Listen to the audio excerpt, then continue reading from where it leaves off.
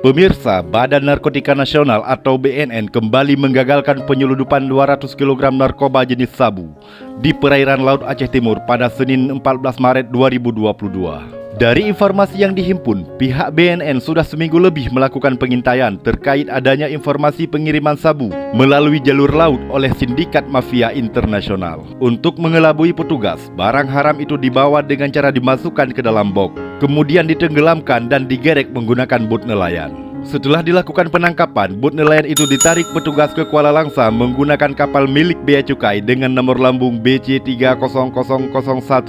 Belum ada keterangan resmi dari pihak terkait perihal penangkapan narkoba dalam jumlah besar itu. Dikutip dari media Pancasila.com, Kepala BNN Kota Langsa AKBP Haji Basri membenarkan adanya penangkapan narkoba di perairan Laut Aceh Timur. Benar ada penangkapan sabu sekitar 200 kg oleh BNN Pusat. Namun kami belum bisa memberikan keterangan secara lengkap karena tim sedang memburu pelaku lain, ujar Basri saat dikonfirmasi melalui saluran telepon pada Selasa 15 Maret 2022.